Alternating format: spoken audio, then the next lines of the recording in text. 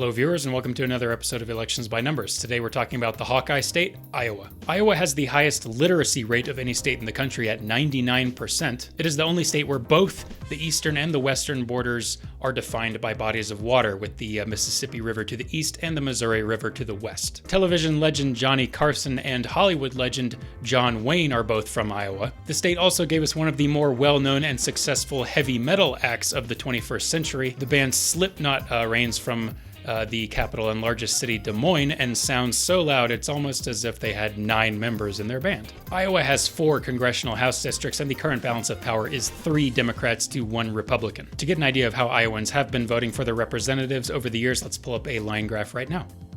And here we have a state that looks very competitive between Democrats and Republicans going back over the last decade. We see the sort of expected ups and downs that coincide with presidential years and midterm years. To a lesser degree in Iowa, I mean, this is a state that turns out pretty well in all election years. So the drop-off going from a presidential year to a midterm year is less severe than we've witnessed in other states so far. Where this state does align with others, though, is in that turnout advantage that Republicans enjoyed in 2014, which also carried into 2016. We'll learn later that Donald Trump did, in fact, carry the state of Iowa pretty comfortably 4 years ago, and this data certainly reflects that. Of course, these are for House candidates, but it's a pretty good reflection of the partisan mood of the state as a whole. It's also interesting to note that 2018 is the only midterm year on this graph where Democrats came out on top in terms of raw numbers.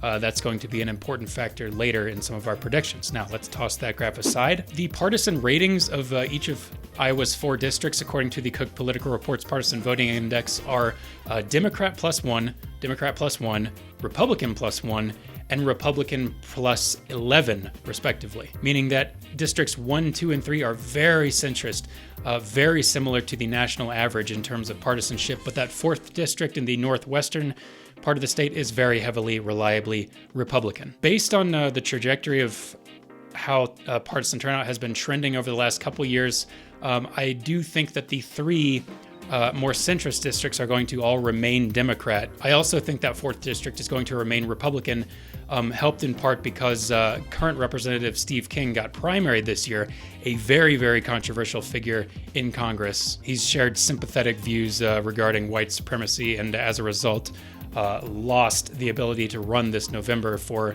another term in Iowa's 4th. So at the end of the day, we're looking at a party makeup in the U.S. House districts in Iowa that will remain unchanged. So let's make that result official and put it on our first map right now. Mark it.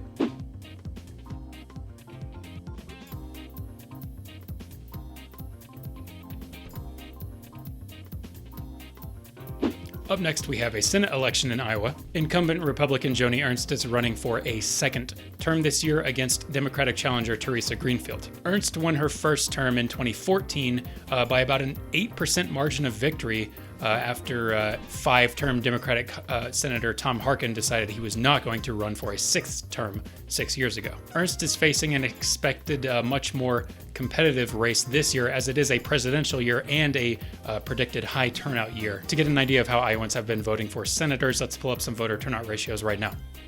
So here we're looking at some pretty interesting numbers, I think anyway. So Joni Ernst, her first run as a senator occurred in 2014, as I've already mentioned, and it's also the only instance on this chart where Republicans did not just run away with the advantage in voter turnout ratios. So I think these numbers speak more to the strength of the individual candidate over the party that they fall behind or fall under necessarily. Chuck Grassley, Iowa's other senator, has had very good elections in his last 2 senatorial runs, enjoying advantages of at least 20 points, actually at least 30 points, percentage points in voter turnout ratios over his Democratic challenger. Even though Joni Ernst's voter ratio was in lockstep with her Democratic opponent 6 years ago, she still won pretty comfortably. Remember, by about 8%. That's because raw voter turnout numbers at the House level greatly favored Republicans 6 years ago in Iowa and nationwide, really. That was just a great year for congressional Republicans. So one has to wonder if she's built any kind of name or reputation for herself that is viewed in a positive light by Iowans moving forward. So to get an idea about that, we can toss those numbers aside and examine her approval rating. As of this video, she is at -12 points in the state of Iowa. Not a good number to have associated with your name heading into this November. What that tells me is that she's basically given Iowans no reason to trust her more than they did 6 years ago. But now we can give all of our variables that we know so far to Pollbot to calculate how we think the Senate race in Iowa is likely to go in just under 2 weeks. Pollbot, let's calculate.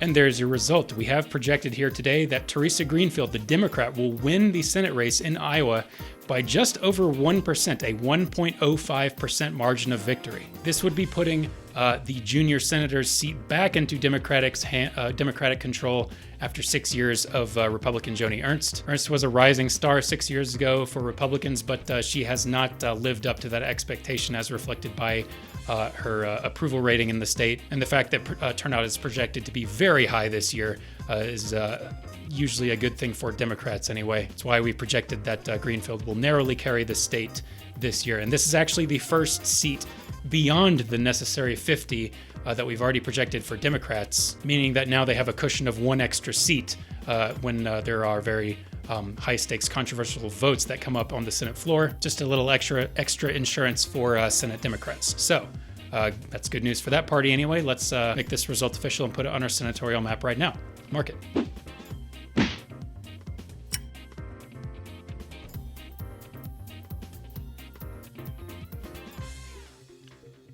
Now it is time to talk about the presidential election of 2020, starring President Donald Trump and Democratic challenger Joe Biden. Iowa is a state that voted for Donald Trump over Hillary Clinton 4 years ago by a pretty comfortable 9.5% margin of victory, with actually a huge chunk of the voting population going to third-party candidates as well. This is after the Hawkeye State voted for Barack Obama not once, but twice. They voted Democrat in 2008 and 2012. So the swing to almost 10% in favor of Republicans 4 years ago was more of a swing than I think many people expected, certainly me. It just strengthens my opinion that Iowa is one of the most elastic states in the country in terms of how it votes year to year.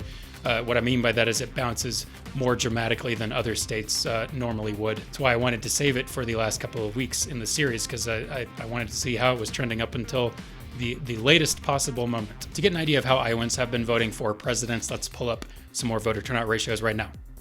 And here we go. I think some more numbers here that speak more to the candidates, the individual candidates themselves, rather than the party that they fall under. We saw in 2012 Barack Obama having the advantage in enthusiasm over Mitt Romney. Barack Obama received 6.61% more votes than the total of all Democratic House candidates running in Iowa that year. And Mitt Romney received almost exactly the same amount of votes as all Republican House candidates running in the state that year. And then these numbers really do explain why Iowans broke for Donald Trump so heavily just 4 years after they voted for Barack Obama a second time. We see the voter ratio dropping from Barack Obama to Hillary Clinton by almost 10%. That's a pretty significant drop, considering that the drop from Mitt Romney to Donald Trump was just 2%. So Hillary Clinton, the candidate, really did not have a message that resonated with Iowa's voters at all, really. This explains why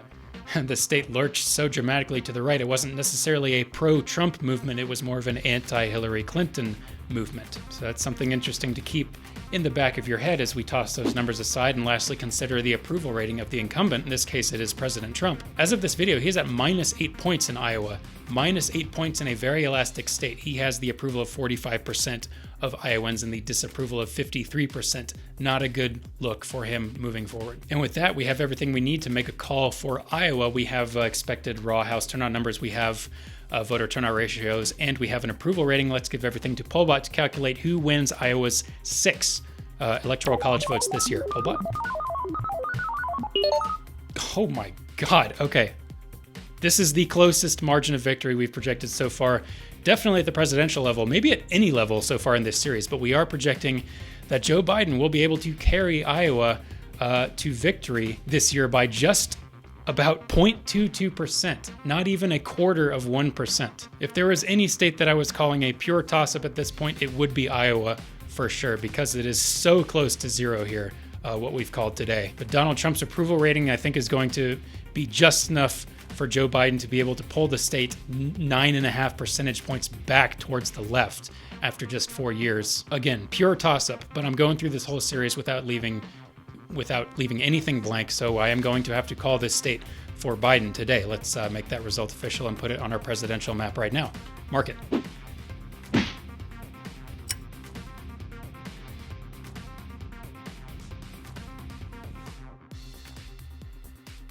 So now all the election results are in for the state of Iowa, and it's razor-thin margins of victory, both favoring Democrats so slightly at the senatorial level and the presidential level. No flips in the U.S. House seats. Let's talk briefly about the future of Iowa by pulling up an old line graph and two new ones. So first, let's take a bit of a closer look at raw House turnout numbers that we have observed over the last 10 years in Iowa. Let's look specifically at the slope values that are available in both of those equations there. For Democrats, it's that value 27.2, and for Republicans, it is 11.6. Basically, what those numbers tell us is that when you look at the last decade as a whole, on average, every 2 years, Democrats have been increasing voter turnout for their candidates at the House level at a rate of 27,200 votes every 2 years, and Republicans have been doing the same at a rate of 11,600 more votes every 2 years for their House candidates. And when you consider those numbers by themselves, that would point to an increase in Democratic numbers, making you think that they may be catching up dramatically to Republican standards. However, because it's sort of all over the place in Iowa, I mean, parties taking turns having the advantage in turnout like this, I don't think that's necessarily the case. I think it's the Democrats' higher number is more reflective of the blue wave that was a factor in Iowa, certainly. I mean, Democrats did score better in raw turnout numbers in 2018, and they were able to actually flip 2 seats in Iowa from Republican to Democrat. That's half of the seats in Iowa. Remember, there's only 4 of them. So ultimately, I would not call this a massive gain on Democrats' part over the last 10 years. It's more reflective of how they performed in 2016 versus 2018. And let's also take a brief look at these other 2 line graphs here. These are basically estimates for the rate of increase or decrease in those voter turnout ratios that I was using earlier in my calculations. Basically, what this is showing us is that at the senatorial level, Republicans have had a pretty somewhat consistent advantage in terms of their voter turnout ratios relative to their Democratic opponents. Again, that speaks more to the strength of Chuck Grassley, the candidate, more than Joni Ernst. She had a very similar ratio to her Democratic opponent 6 years ago. Nevertheless, Joni Ernst is benefiting in our projection this year from this estimated higher voter turnout ratio, but then dragged under by her negative approval rating, resulting in the very narrow projected win for her opponent, Theresa Greenfield. And then looking at the presidential estimates, Barack Obama definitely had the advantage over Mitt Romney in 2012, but then that shrank pretty significantly for Hillary Clinton versus Donald Trump 4 years later. It's why the drop-off for Democrats is more dramatic than the drop-off for Republicans going from the 2012 to 2016. Whether or not it will continue to shrink heading towards November 3rd remains to be seen, but this is a category where Democrats are generally favored to have the enthusiasm advantage over their Republican opponent. Now, let's toss all those graphs aside.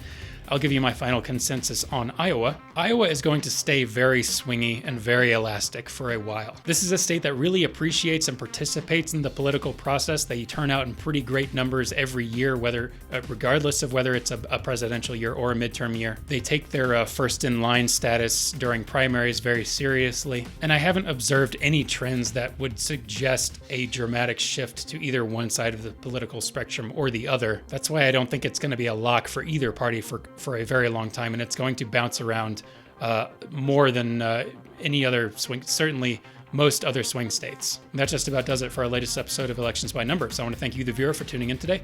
If you like what you saw, please hit the subscribe button to get updates on new content as it becomes available. I upload videos every Monday and Thursday.